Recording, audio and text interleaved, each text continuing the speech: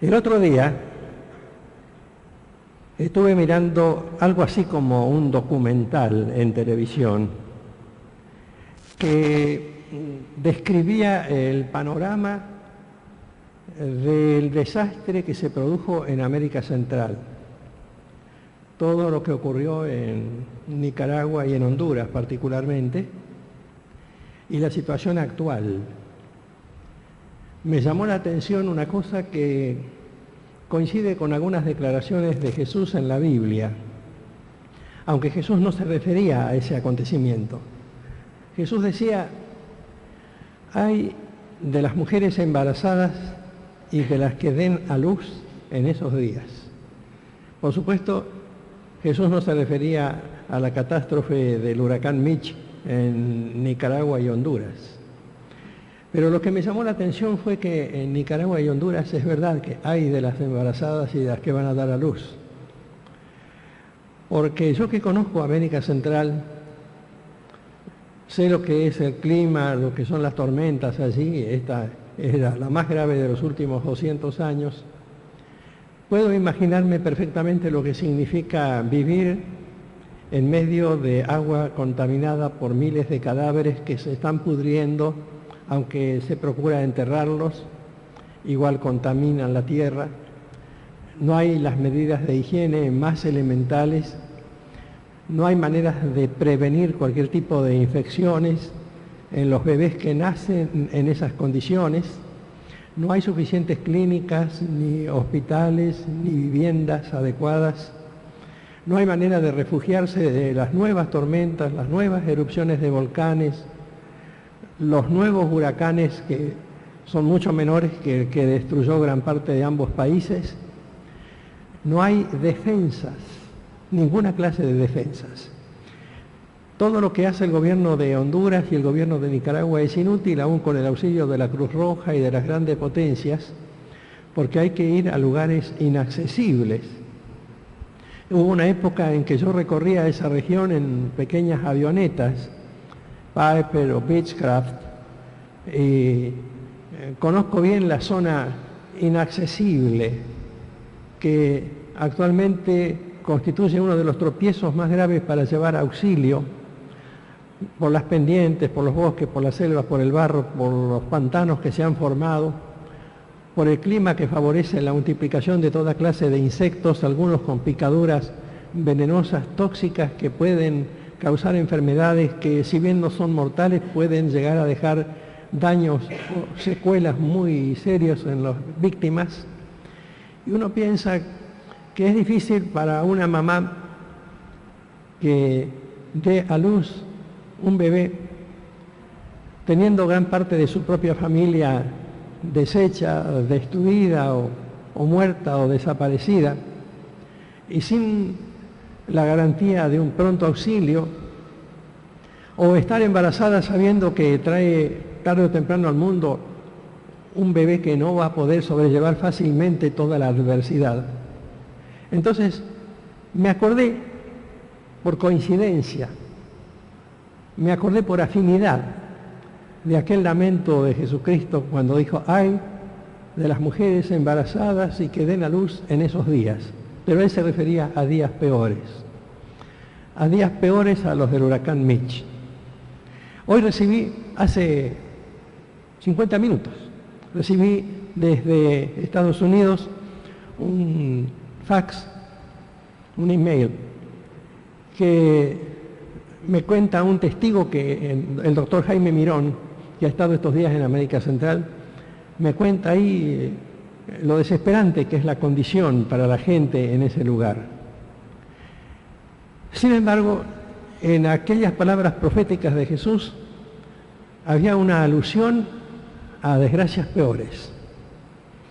Desgracias peores que todo este año hemos estado analizando aquí, igual que el año pasado, como una de las amenazas pendientes, como una espada de Damocles colgando sobre la humanidad. Curiosamente, mientras llegaba la noticia de Estados Unidos, la comunicación del doctor Mirón, al mismo tiempo tenía el televisor encendido escuchando la manera como se insultaban recíprocamente algunos políticos. Literalmente se insultaban. Y entonces asocié esto con el espectáculo que nos brinda el país y muchos países del mundo. Hoy, por ejemplo, el escándalo en Brasil, cuando se intenta la privatización de la agencia o de la empresa telefónica nacional de Brasil. Cuando uno ve tanta corrupción, cuando uno ve tanta impunidad, tanta inmunidad como la que reclama Pinochet, al mismo tiempo tanta violencia, uno piensa esta trilogía de violencia, corrupción, impunidad, es señal de otro tipo de contaminación. No hay virus de SIDA, pero hay virus de corrupción. La humanidad se está contaminando progresivamente y uno se pregunta ¿hasta cuándo? ¿Hasta cuándo? ¿Cuáles son los límites de ese proceso? Está de por medio una serie de cuestionamientos que los filósofos, los escritores contemporáneos se hacen.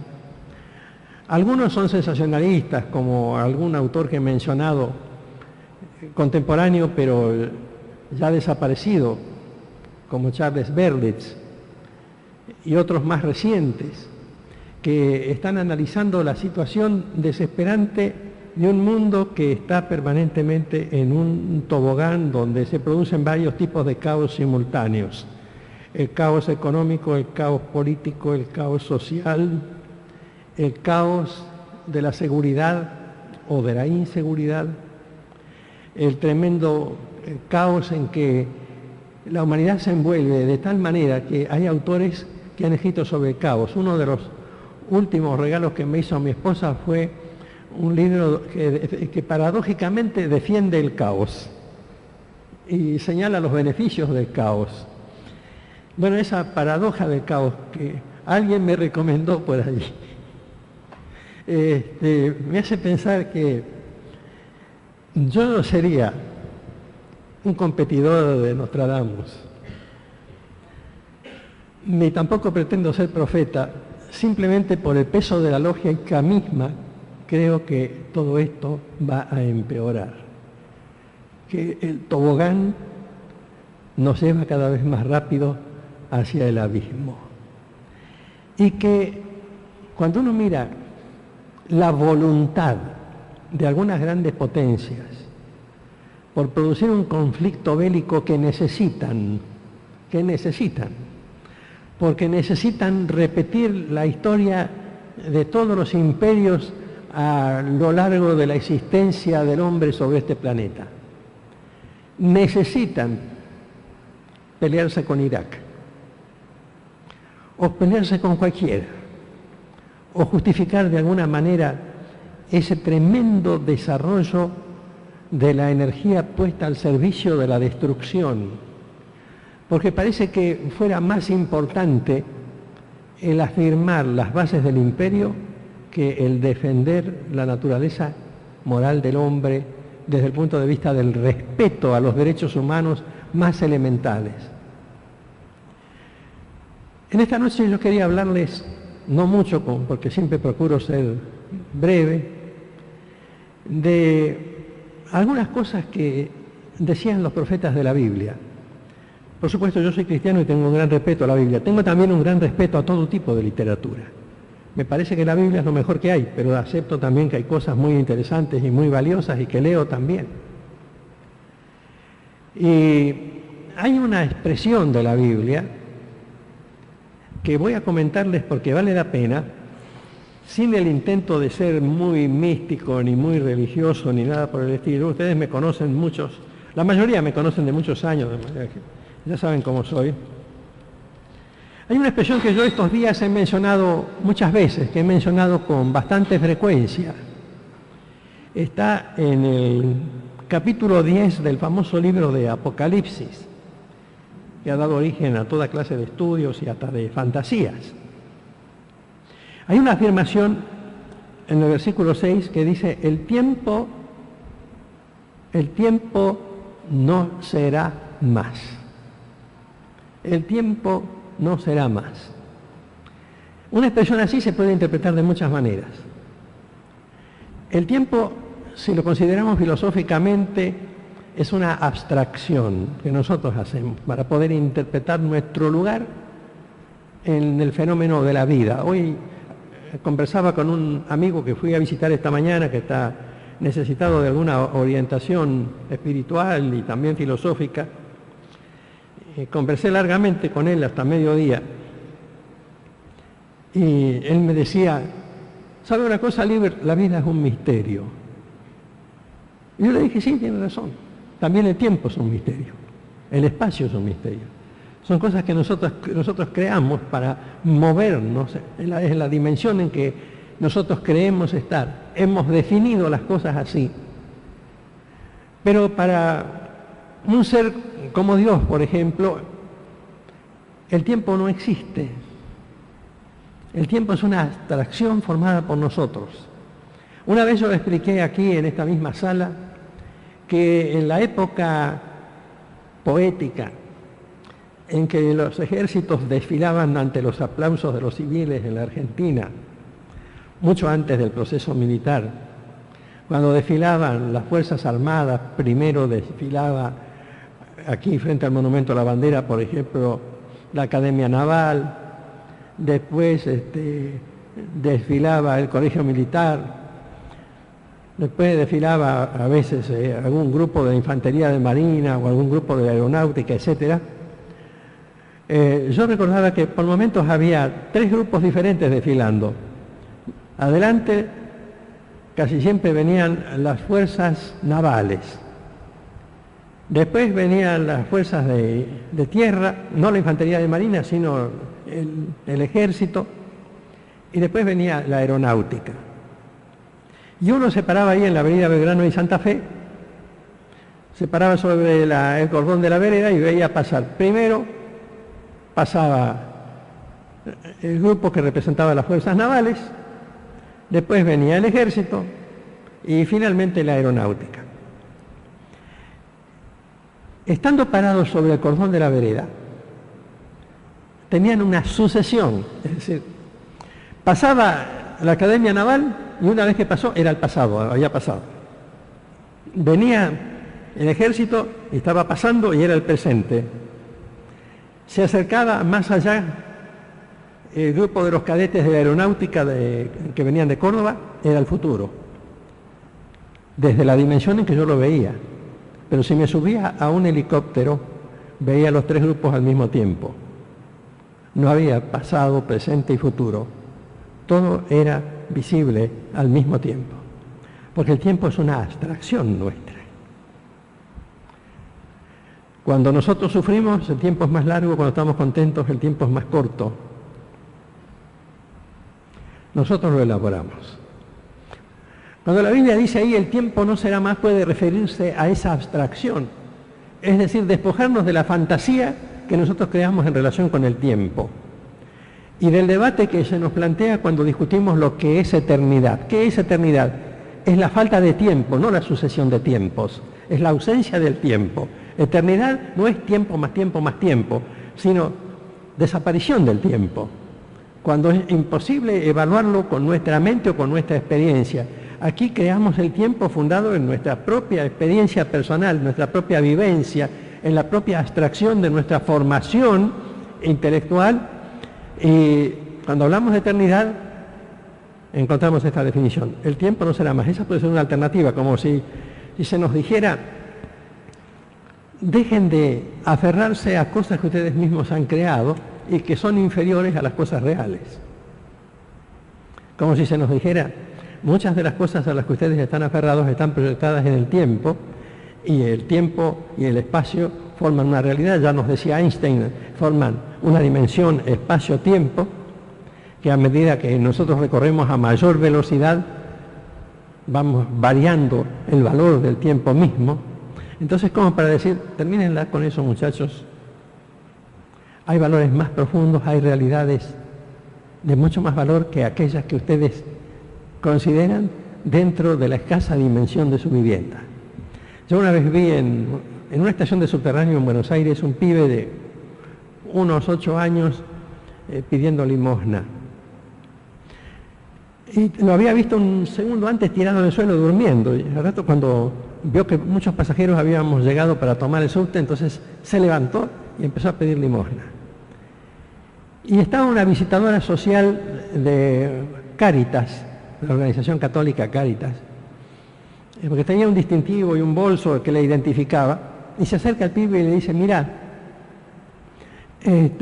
yo te puedo llevar a una casa donde te van a dar comida, donde vas a poder dormir, no vas a tener que tirarte acá en el suelo. Y 2 o 3 de los pasajeros que estábamos allí nos acercamos a escuchar la conversación. Y yo creo que ella, con toda honestidad, con toda generosidad, le estaba diciendo eso. Y el chico le contestó: prefiero quedarme acá porque acá puedo pedir limosna. ¿Saben que los seres humanos preferimos quedarnos en el tiempo porque le podemos pedir limosna al tiempo? Y no pensamos en la eternidad porque nos parece absurda. La primera reflexión: el tiempo no será más. Cuidado con los valores de referencia que utilizamos para movernos. Son pautas a las que nos aferramos porque no podemos proyectarnos más allá. Pero además, aquí en el contexto, es decir, en el resto de lo que dice esta afirmación de la Biblia, hay otra cosa.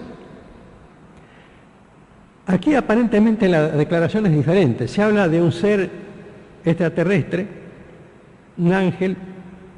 Ya expliqué muchas veces quiénes son los ángeles.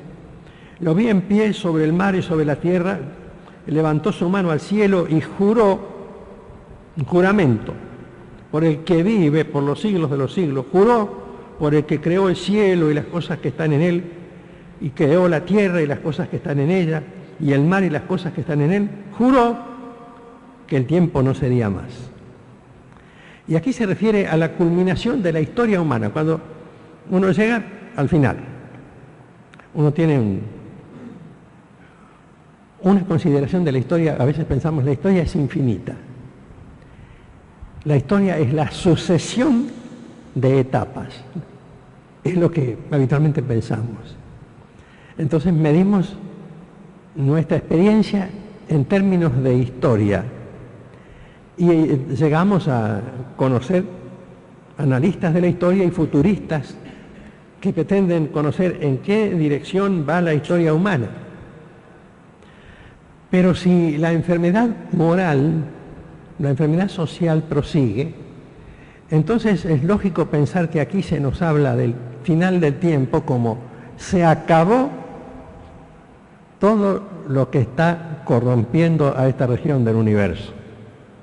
A veces se nos dice, y yo creo que con bastante acierto, que desde el espacio exterior nos llegan mensajes.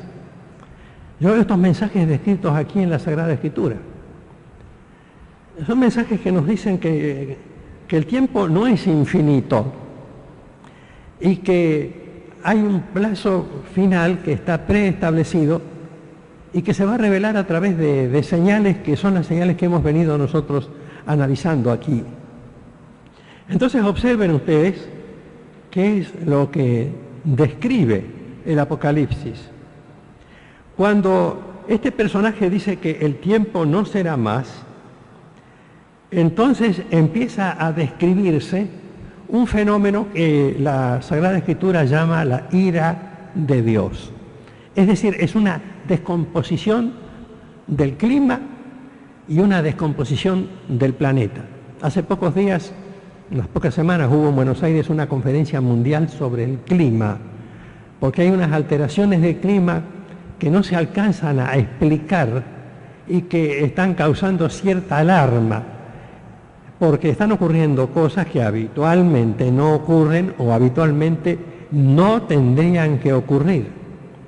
Y cuando uno empieza a analizar las profecías, en este caso, otras veces hemos analizado las profecías de Nostradamus, etc., uno empieza a descubrir que hay un tiempo final en que esto a lo que nosotros nos aferramos, no solamente a las abstracciones, a nuestra definición del tiempo, sino que hay un plazo final en que esta tierra sobre la cual pisamos, este universo del que formamos parte, empieza a descomponerse a menos que podamos invertir el proceso. Este proceso es, lisa y llanamente, una descomposición de la naturaleza humana. El amigo con quien yo hablaba hoy a mediodía me decía, él es un empresario, es un hombre, un buen pensador, un hombre que ha tenido sus éxitos en la vida, un hombre ya muy mayor. Yo soy viejo, pero al lado de él soy joven. Y me decía, mire, cuando yo recorro toda mi vida, mis empresas, mis negocios, lo que he vivido, lo que he pasado, lo que ha ocurrido con mis descendientes, etc., dice, yo lo que veo es un progresivo deterioro de la moral humana, pero también del cuerpo humano, y también de los animales, y también de las plantas.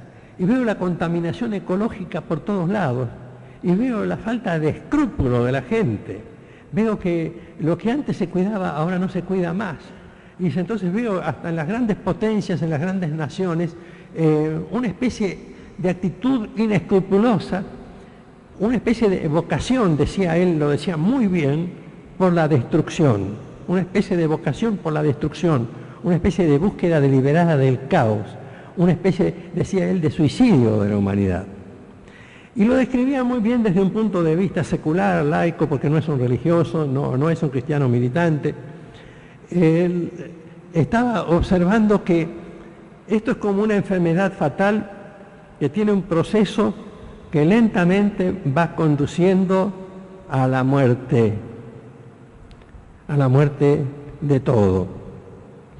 Y aquí nosotros vemos en la descripción del fin del tiempo una alusión a la destrucción política, social, económica de la humanidad y al caos final que la Biblia describe con toda intensidad. Si ustedes alguna vez me escuchan en la iglesia, ahí van a ver ustedes que podemos hacer un análisis perfecto de ese deterioro. Me pregunto, ¿cuál es la solución? Si es verdad que el tiempo termina y que nos encaminamos hacia una destrucción total de la humanidad, ¿cómo lo vamos a solucionar al problema? Ni las Naciones Unidas, ni los filósofos, ni los libres pensadores, ni los religiosos tienen una respuesta adecuada. El hecho es tangible, es real, es palpable, lo sabemos, lo conocemos. Llega un momento en que uno no sabe en quién confiar y no sabe si puede confiar en alguien. Entonces uno se pregunta, ¿qué podemos hacer? ¿Cómo le podemos cambiar la mente al señor Clinton, por ejemplo? ¿Cómo le podemos cambiar la mente a los gobernantes de Europa? ¿Cómo podemos cambiar la mentalidad de Boris Yeltsin o de sus colaboradores o de los dirigentes de la China, que tienen un inmenso poder en sus manos? La capacidad para la destrucción de todo el planeta, cosa que hace 100 años no existía, posibilidad que en aquella época hubiera sido totalmente remota. ¿Cómo lograr que armonice el hombre que al mismo tiempo investiga la manera de curar las enfermedades que son desafíos para el ser humano en la actualidad, que lucha contra el cáncer, lucha contra el SIDA, lucha contra una serie de males que no se pueden superar fácilmente, y al mismo tiempo sigue construyendo armas para matar tal vez más millones de los que mueren con esas enfermedades? ¿Y cómo solucionar el problema de aquellos a quienes no les importa que millones estén agonizando en el centro de América Latina, en el centro del África, en el centro del Asia? Que millones de niños se arrastren por el suelo. Yo tengo algunos estudios organizados por una institución a la que pertenezco, que han sido editados en libros recientes, publicados este año, 1998, describiendo la condición de centenares de miles de niños solamente en Brasil, que están agonizando de enfermedades infecciosas irreversibles, porque ya han llegado a un extremo que carecen de defensas y carecen de mecanismos suficientes, porque desaparecen o son o son víctimas de un genocidio que es para mucha gente la mejor manera de solucionar los problemas de salud. Y las situaciones tremendas en el interior del África y en el interior del Asia y hasta en los países más avanzados. ¿Cómo hacer para cambiar la mentalidad de quienes empiezan, como ha dicho muy bien el obispado argentino, empiezan primero por buscar la solución económica para las estructuras económicas del país y después se acuerdan del hombre, al final del proceso, en vez de empezar al revés? Entonces, si el tiempo no será más para esto, es porque la profecía, el vaticinio bíblico y también de otros profetas que no son bíblicos, es que llegará el momento en que no habrá más tiempo para la humanidad. No habrá más tiempo, porque no aparecen los salvadores, los redentores, los profetas que le digan a la gente en qué dirección tienen que ir. No aparecen. Y cuando se menciona a Jesucristo, por ejemplo, solamente se tropieza con el escepticismo, porque tal vez nos hemos desilusionado tanto de otros valores, de otros mensajes, de otros personajes, que no llegamos a creer ya en ninguno. Y este es un error gravísimo, un error suicida que sufre la humanidad. Y el tercer aspecto del fin del tiempo es algunos hechos que voy a mencionar rápidamente, porque conviene que ustedes los conozcan. En el Apocalipsis, cuando se habla del fin del tiempo, hay un pasaje que dice: di al sexto ángel que tiene la trompeta, desata a los 4 ángeles que están atados junto al gran río Éufrates, y fueron desatados los 4 ángeles que estaban preparados para la hora, día, mes y año, a fin de matar a la tercera parte de la humanidad. Y el número de los ejércitos de los jinetes que vi era 200 millones. Yo me acuerdo que Lisandro de la Torre, bueno, yo no, en el tiempo de Lisandro de la Torre yo no vivía o era muy niño. Lisandro de la Torre decía que cuando él leía el Apocalipsis creía que era el lenguaje típico del Hospicio de las Mercedes. El Hospicio de las Mercedes era un hospital psiquiátrico de su tiempo en la ciudad de Buenos Aires. El Hospicio de las Mercedes. Este libro, decía él, es un desastre. Y bueno, había Monseñor Franceschi, un sacerdote que le contestaba a su manera. Estaba el cónsul del Uruguay aquí, el Riva de Chávez, que le contestaba de otra manera, de la Torre. Y claro, en aquella época era tan difícil pensar en una fuerza armada de 200 millones hasta que aparecieron los 200 millones de milicianos que tiene China. Era tan difícil pensar en un conflicto en el río Éufrates cuando los problemas de Irak, Irán y Kuwait no habían aparecido. Ahí está el río Éufrates. Era tan difícil pensar en que la suerte de la humanidad podía definirse en el Golfo Pérsico, porque en aquella época, cuando Lisandro de la Torre hablaba hace 70 años, ninguna de esas cosas se podían imaginar. Estos pasajes dicen: se derramó la copa de la ira de Dios sobre el gran río Éufrates para que estuviese preparado el camino a los poderosos gobernantes de Oriente. Yo creo, puede ser que yo sea ingenuo, pero tengo razones para suponer que no lo soy, que somos testigos de la preparación de uno de los grandes dramas bélicos que va a padecer la humanidad. Creo que nos vamos a encontrar con este conflicto que anunció este profeta de hace 20 siglos: morirá la tercera parte de la humanidad. Y va a morir a raíz de conflictos en el Golfo Pérsico. Eso está escrito aquí. Lo que ocurre es que todo lo que está escrito aquí se ha ido cumpliendo. Se ha venido cumpliendo, ¿saben cuándo? Desde 1948 hasta la actualidad. Progresivamente, etapa tras etapa. Surgió el Estado de Israel, cayó Jerusalén en manos de los judíos, se formó el conflicto entre judíos y árabes, surgió el movimiento palestino, surgieron los que apoyaron el movimiento palestino solamente para tener un argumento para molestar a Israel, surgieron los enfrentamientos entre Rusia y Estados Unidos, surgió la decadencia de Rusia como estaba profetizada por Ezequiel ya casi 500 años o un poco más antes de Jesucristo, surgió todo ese proceso en el mismo orden cronológico que anunciaba la Biblia.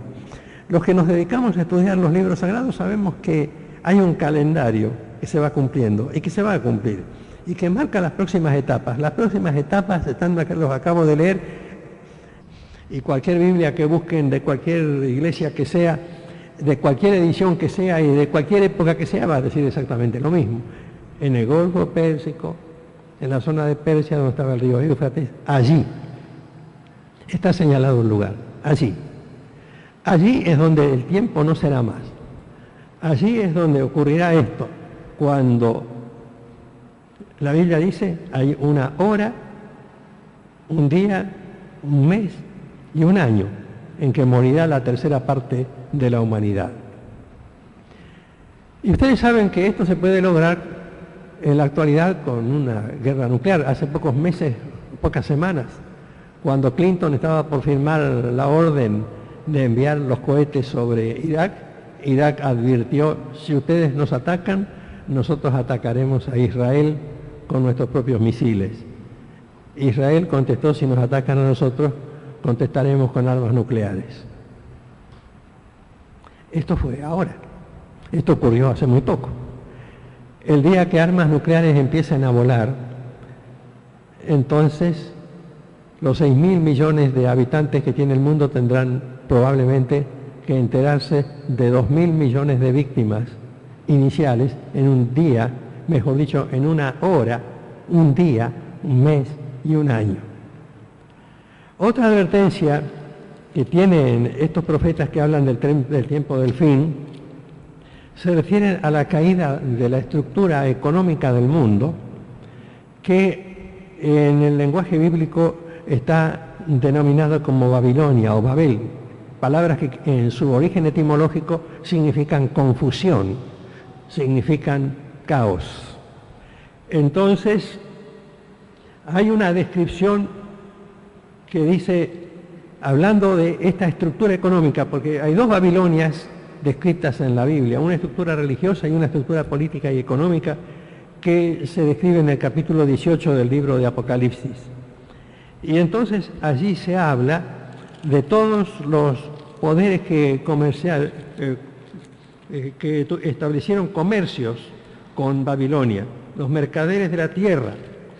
Dice que tenían en esa estructura un lenguaje muy típico de Oriente, pero que se puede adaptar a nuestro tiempo: mercadería de oro, plata, piedras preciosas, perlas, lino fino, púrpura, seda, escarlata, madera, marfil, cobre, hierro, mármol, canela, especies aromáticas, incienso, mirra, olíbano, vino, aceite, flor, todo lo que iban comercializando: trigo, bestias, ovejas, caballos y carros, y almas de hombres. Una estructura humana que comercia almas de hombres. Ustedes habrán oído hablar de la mafia en la Argentina. Yo no soy un admirador de los líderes políticos, mi espíritu rechaza un poquitito todas esas cosas, no porque sea mala la política, sino porque los malos son los políticos. Cuando el señor Cavallo, que no es santo de mi devoción, habló de la mafia en la Argentina, yo creía que estaba usando uno de los tantos lenguajes que se usan en política para atacar a los rivales, a los adversarios. Pero el señor Cavallo no se equivocaba. Se equivocaría en otras cosas. No creo que sus ideas sean las mejores para los habitantes de nuestro país. Pero hay mafia que comercia con las almas de los hombres. Hay una destrucción sistemática de la naturaleza espiritual del hombre de hoy. El hombre va siendo víctima de estructuras económicas que lo destruyen. Y la Biblia dice que eso será destruido en una hora. El lenguaje de una hora significa una destrucción instantánea, significa una caída repentina. Yo pensé cuando comenzó el desastre de las bolsas, que la estructura económica del mundo se estaba rajando, se estaba deteriorando. ¿Qué es lo que describe el capítulo 18 de Apocalipsis en el lenguaje de un profeta de aquella época? Porque un profeta de aquella época no podía imaginar lo que era una computadora, lo que era recibir un email, lo que era internet, lo que era una cantidad de cosas propias de la estructura comercial contemporánea. Pero podía decir, todo esto involucra el comercio de almas de hombres, es decir, el tomar a las personas y utilizarlas para sus propios fines, transformarlas en números. Allí vendría un buen tema para hablar de la desocupación, pero no es solo la desocupación, también la ocupación.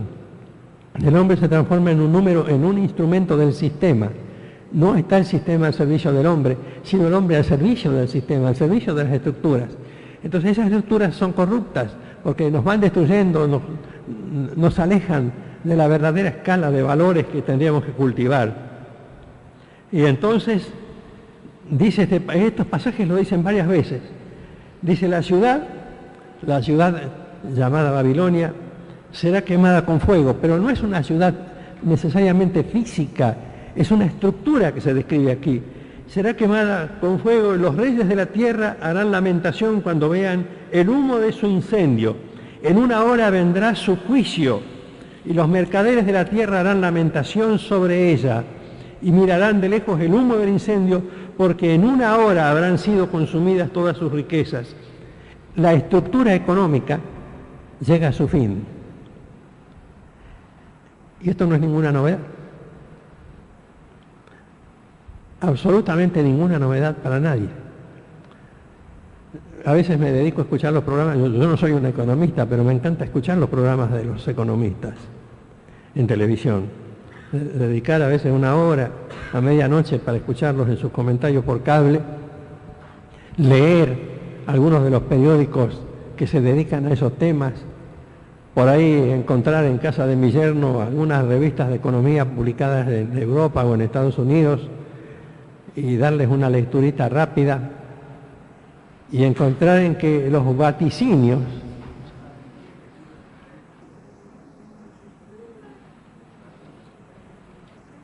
para ir terminando, ustedes se dan cuenta que esto es inagotable como estudio. A veces les he comentado a los que suelen venir siempre que yo me animaría a tener un mes seguido todos los días.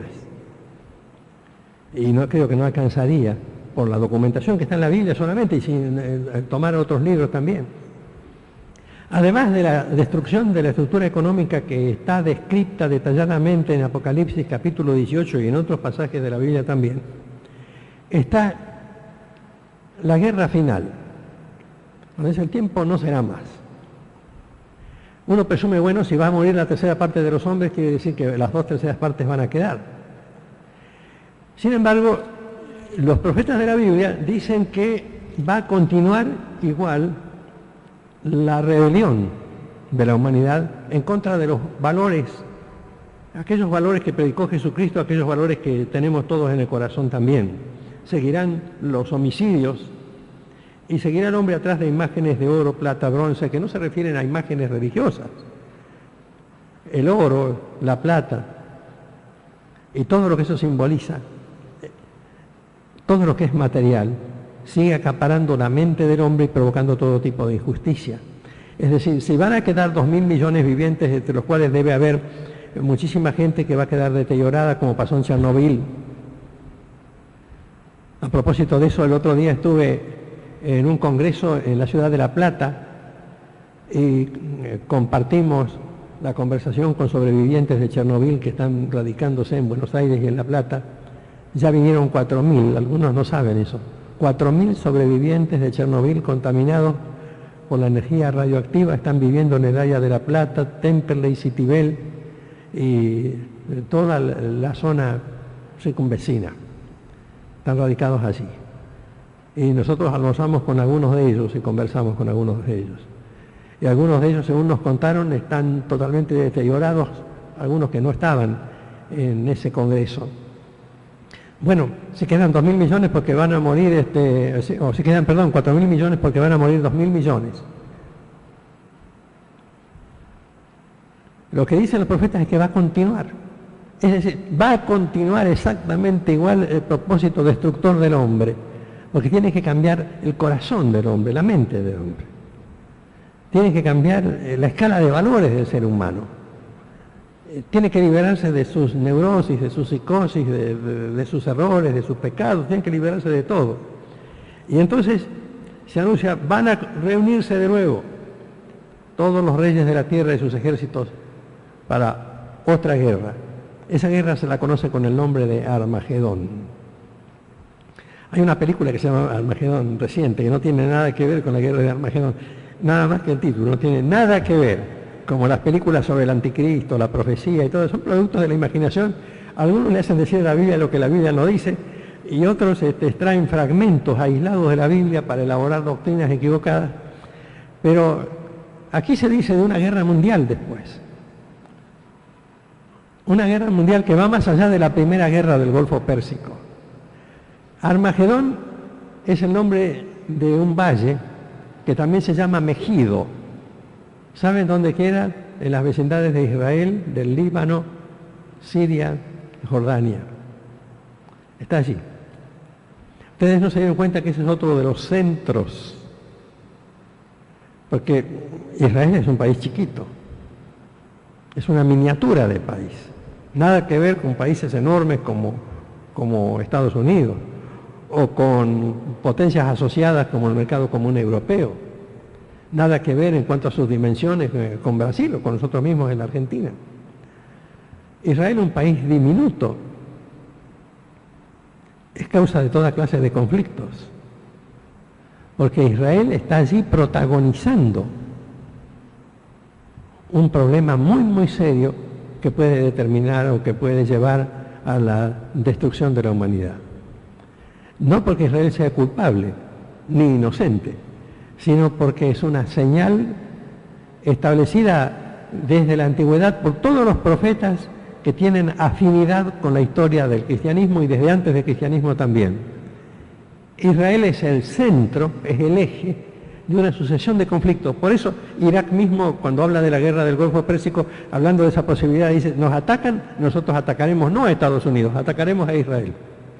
Uno dice, si Estados Unidos lo ataca, ¿por qué no atacan a Estados Unidos?